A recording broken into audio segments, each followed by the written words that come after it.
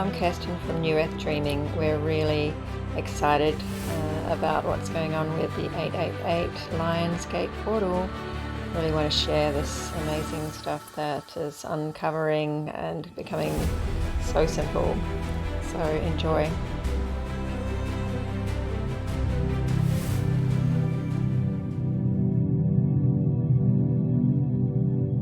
Welcome. A very special year, 2024 and 8, and then we head into another very special time, the Lionsgate, which for years has been slowly supporting with intention the ability for us to be able to activate, become more and more clear about our purpose. For many years, since I was in my early 20s, I ended up being a career coach in large organizations with individuals. And it was fascinating to move from people just going for jobs around money, status, power, all that, and stepping into meaning, purpose, vision. And then there's the big question, what is the meaning of life? So I'd like to share some powerful tools to support stepping fully into one's purpose and how and what that is, like where did it come from? Is it me? Is it fate? All those questions. So hang on for the ride. Hopefully the stories will be interesting, and then there will be some meditation techniques and some ways to really hold true to the focus for the next few days. Enjoy. So whether you're religious or not, there's that word Holy Trinity, and it had been attributed to the Father, the Son, the Holy Spirit. And in fact, it is creator, creation, and the energy that flows through. We are experiencing creation. We are creation. We are part of creation. We are a human in this body, and we are here on this earth, and we are having an experience as creator in creation, amongst creation. And within everything within creation is the energy that flows through all beings and moves through all. So going back to that to clarify around who is actually, driving this car, sailing this ship, we are a fractal of the Creator.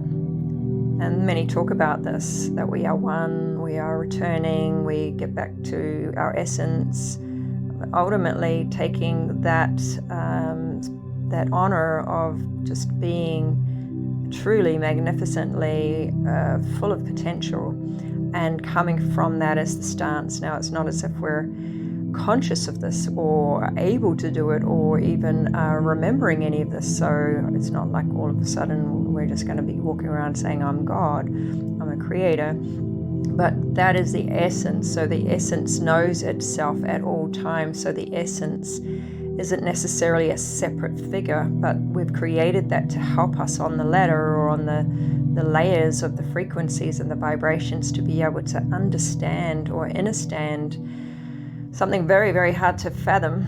And the only way to fathom anything when it comes to moving beyond this creation, all these things around us, the only way to fathom anything is to feel it. And we'll get into that. So the Creator had a dream and so wished to create creation. And all of creation, number 2, has, number 3, the energy that flows through and moves through all beings.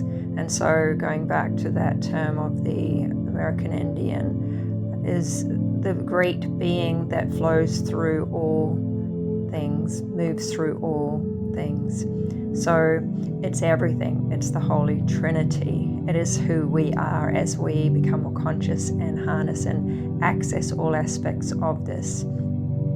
As we come into creation, we come into a hologram, a game, a place of experience and expansion, to experience oneself, but also experience what's possible to create more and do more.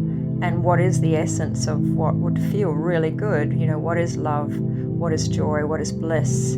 can one experience that. And so to enter into creation, there was the splitting of the atom, there was the light, the dark, the duality, the polarity, the masculine, the feminine.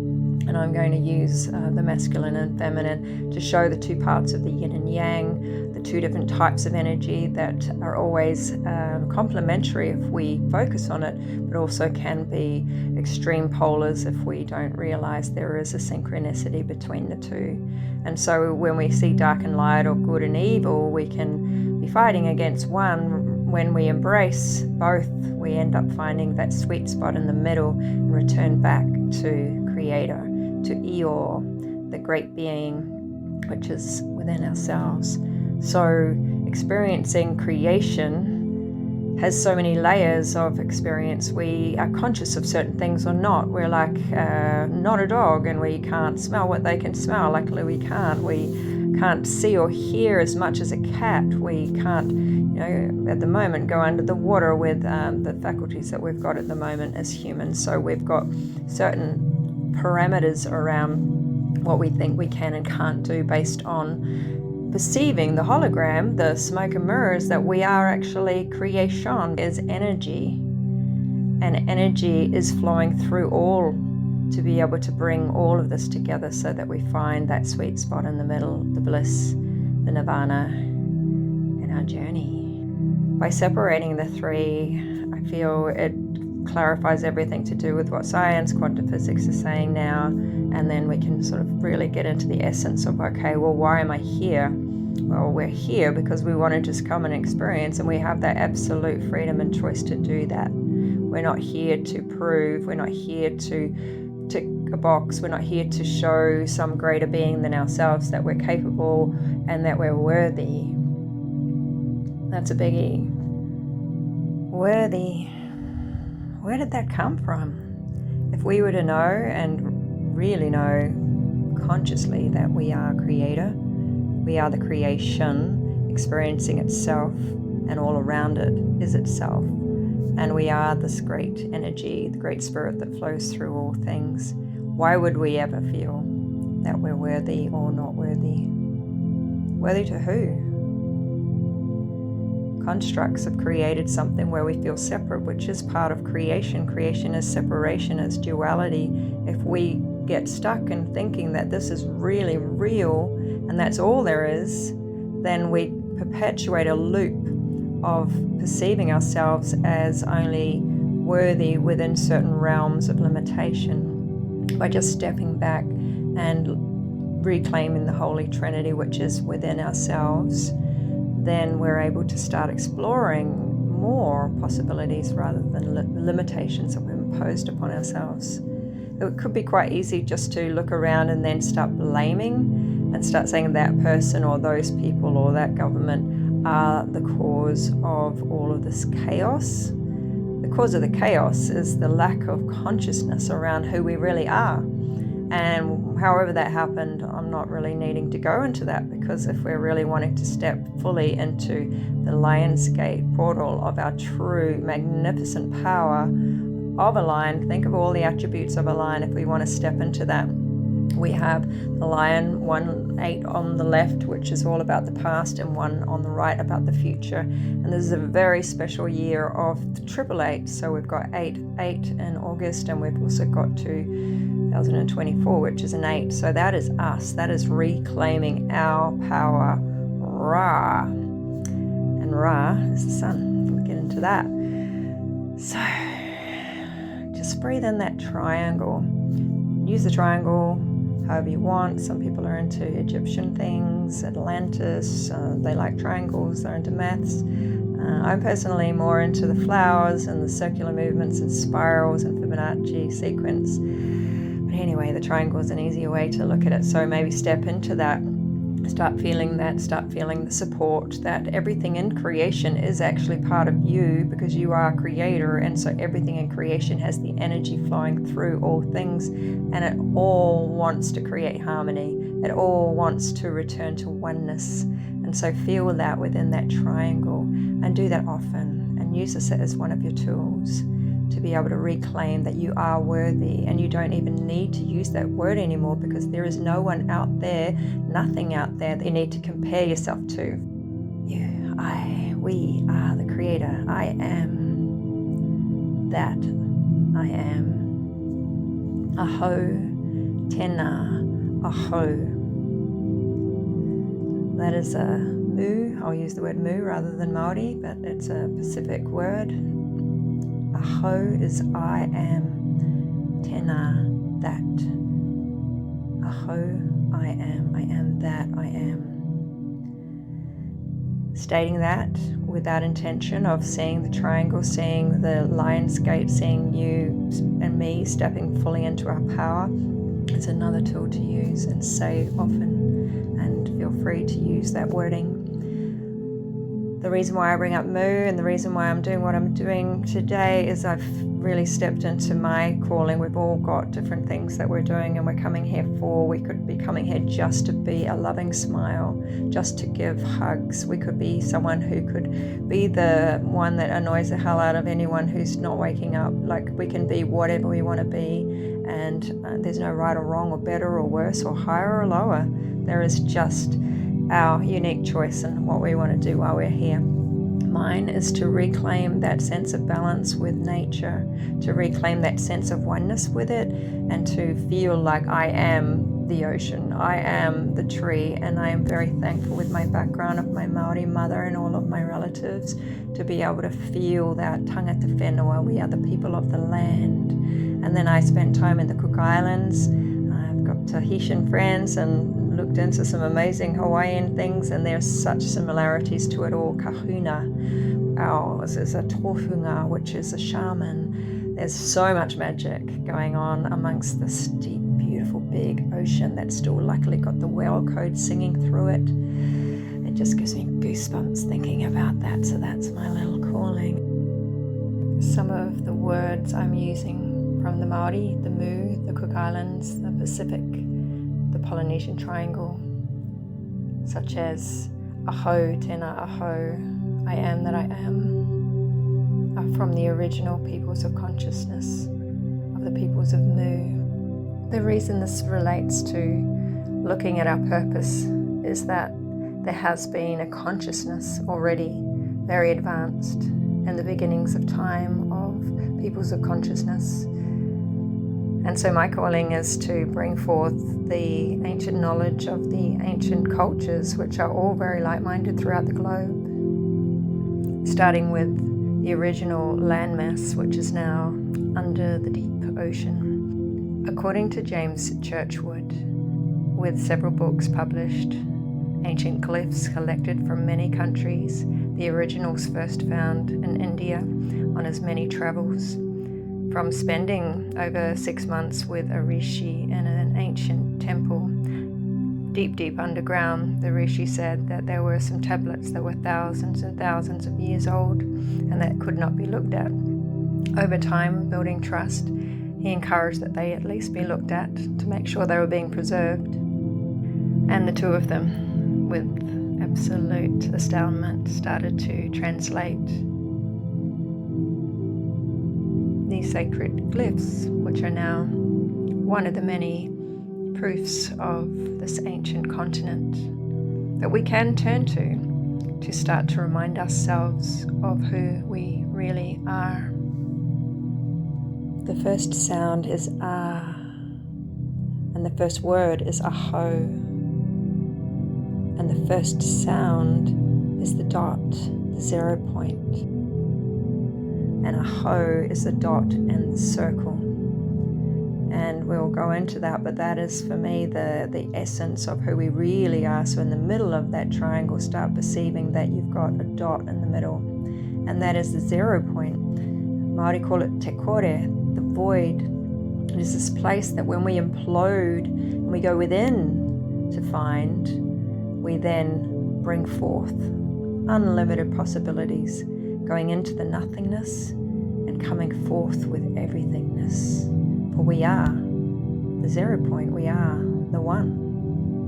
And the circle around it is like the sun that just contains our unique essence as we journey in the creation, as the creator.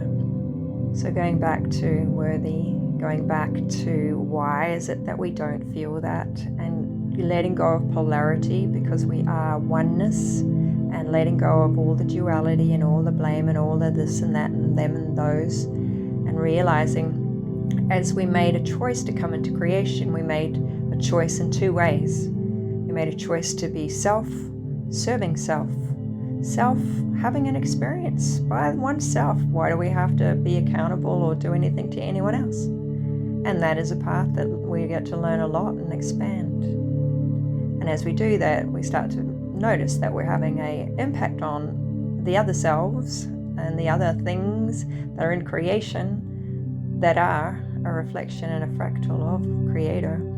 And we're starting to bump up against that. And we're starting to maybe notice that we're separate. And in that separateness, we don't find the essence of what we're really searching for. And we start to need to seek power and seek something outward to be able to fulfill the sense of emptiness and separation. And some of us have taken that path, and we want to take it as far as we can. And there's nothing right or wrong about that.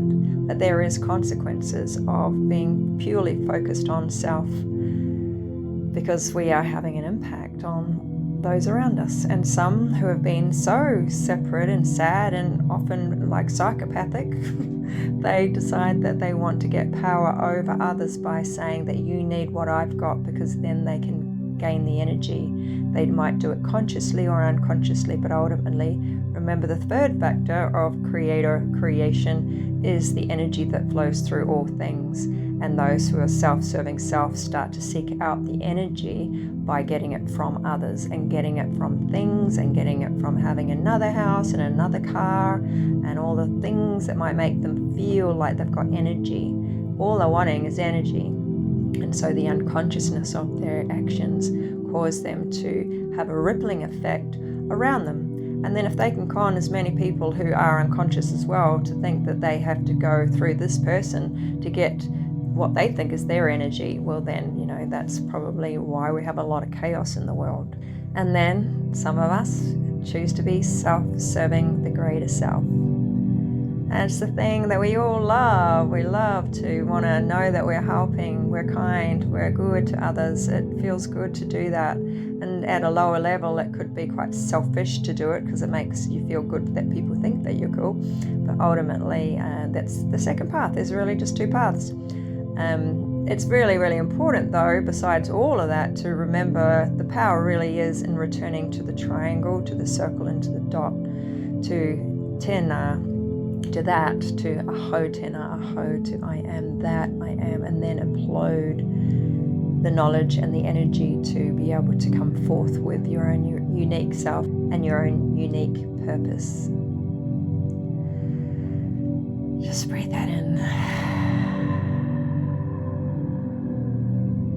So we have the Holy Trinity, we have Aho, I am that I am. And then we have a choice of self-serving self or self-serving the greater selves. So whatever path we're on, the ultimate really, to get to the higher vibrations, the higher frequencies, the higher dimensions, people are saying, the fifth dimension, saying that we're moving from a very dense third dimension, similar to what is our basic senses. So humans can't do as much as a lot of animals actually, because we've reduced our senses. So just picture that we're heading into a time definitely happening. We all know, whoever's listening to this knows that we're heading into a higher frequency or a higher consciousness ultimately. And by doing that, the only way really to move forward is to be self-serving the greater self. So we're very, very conscious of the impact of our actions because we are one with everything around us. When I eat something, I'm really conscious of what I'm eating because, what's happening to the animal or to the plant. Is there sustainability in the land? Is there a way that this is going to be there for my ancestors, great-great-great-great-grandchildren? I'm not here just for me. I've got my ancestors who are really watching out for all of the little mokopuna, the grandchildren. How am I helping the future generations? Coming from my Maori, my Mu background, I am very much embedded in what we call mana. Mana, your prestige, your power, comes from how you care for land and people, because you are one with it.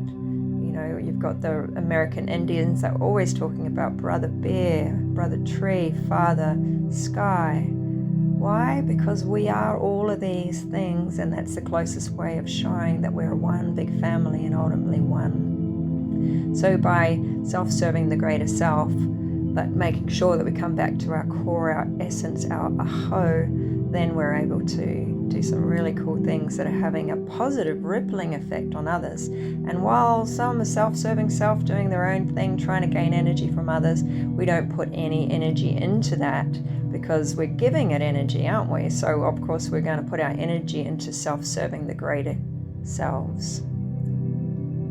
Breathe that in.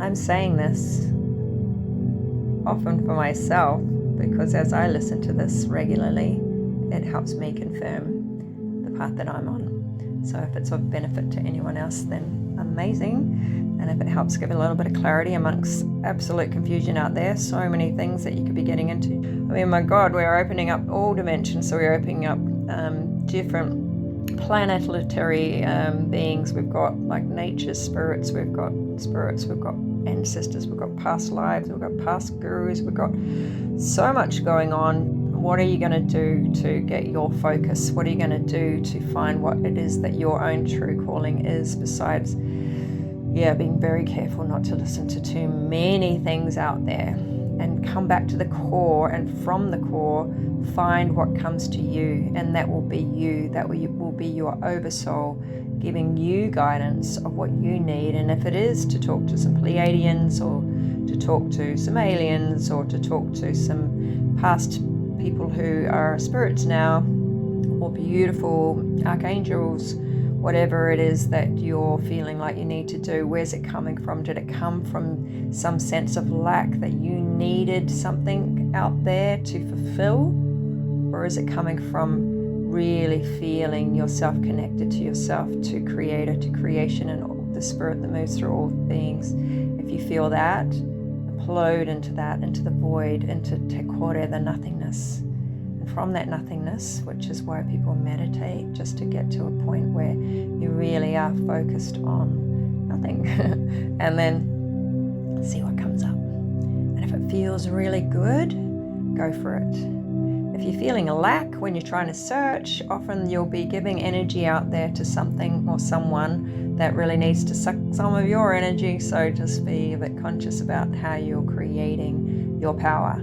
Is it truly yours, or are you starting to give it away? And I have had friends who have been very intrigued and excited that some spirit has chosen them, and then after a couple of years they're pretty drained looking. So I've not really ever gone that way, and the reason why my calling with Moo is to return back to our essence.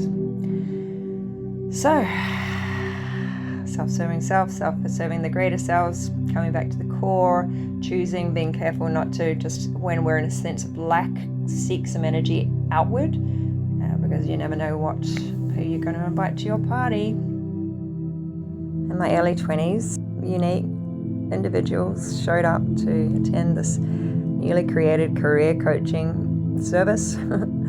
And I got to really add in some unique things. Intuitively, I didn't really realize in my 20s that I really was just flying off the seat of my pants, you might say, or flying off my intuition. And it was probably from being really connected to who I was as and am as Māori. So there's some things that really help us ground ourselves into being more comfortable just to go with what you go with. And one of the great things about being really one with nature, grew up, riding horses bareback and swimming in the ocean without adults supervising us, and climbing cliffs and having a lot of fun. You respect nature, and you also flow with it. Like, how can a little girl be riding this massive horse? What is that? That's the girl and the horse as one. It was so exhilarating. Thankfully, that was the type of childhood I had, which allowed me to be a bit more confident, or I don't even want to use that word, because what is that? Sometimes people build themselves up and it's not built on good foundations, but just a bit more of a staunchness. Actually, yeah, that's a word. That's a Māori Kiwi word, where we're quite staunch. And what is that? That's just really grounded and connected to who you are, and no one's going to stop that. So quite young, but running a training company I grabbed older people so I could get the wisdom. I always loved being surrounded by elders and people of different ages, because for me, you grew up with all different ages. You never grew up just with older people knowing everything. You know, you were always hanging out with your cousins and everybody, so you knew that there's a lot you can learn from everyone. And so as I had these older people around me, I'm experimenting with ways that we can provide a really cool way to help a person really understand their human potential. And wow, so many amazing stories. And ultimately what I got to see very quickly was that everyone is unique. And when we try and be someone else, it just doesn't work. And I know people say that, but like, it really doesn't. And yet we're often not told, or we don't get to learn how do you actually come to who you really are. And for me, it's taken years, so much, because maybe it wasn't the right time, but ultimately we are in a much higher frequency going on at the moment. There's a lot of great information coming through. It's in our dreams, it's ourselves, it's who we are in essence. So I always like to go back to that first, and then definitely our ancestors. As Māori, we definitely feel connected with our ancestors, always looking out for us. And then it's definitely, the whole universe, I reckon, at the moment is really wanting to help planet Earth help into this consciousness that will make it more harmonious, and for us to be a bit more self-responsible with the way in which we act, we live, and even our thoughts and words are spells. Like, what are we doing? And most people are feeling very chaotic at the moment with their thoughts, their feelings. So coming back to the essence of who we are unique, and we aren't able to be anyone else. And so until we sort of get the little key of how to tap into things, we keep searching outward, which is just a paradox. It's like the opposite to what will really help us. So I love the saying, Rumi, mystic poet, 12th century, all you need and want is within you. As I was becoming a young adult, and when I had children, I really wanted to, teach them all this stuff around human potential. It was the field of work I was in. I was like, I was still a bit mucked up. I had my, what I'd call shadows that I was not aware of, because I wasn't aware of the word shadows, and which then led to understanding trauma, which again I was resistant for another 10 years on, which has actually led to all of these keys unlocking. So highly recommend, don't go through 10 years of understanding that there are actually shadow work and shadows that we need to be aware of in ourselves, and that, another 10 years of trauma work, because it doesn't have to take very long, especially some of the processes that we use. My buddies and I, we've been doing newearthdreaming.org, and we're all just collaborating together, and we're actually sharing some really cool ways to move and ascend, to move into a sense of ascension. And it really is about going into the heart, and it's very much about getting out of the head, finding the balance. In fact, it's the symbol of Aho. It's the dot in the middle, which is the heart and the solar plexus, the masculine and the feminine, and then surrounding that is us being able to contain our uniqueness. I have a couple more tools before the meditation, but I'm going to stop this now. You can go to the next part of the meditation. You can gain some more tools, and it's really up to you. Just wanting to give as much as we can before the amazing Lionsgate on 888. It continues on in its power, and seeking one's true purpose is always a good thing to do at any stage in life. So this whole thing can be used at any time to remind ourselves. Enjoy.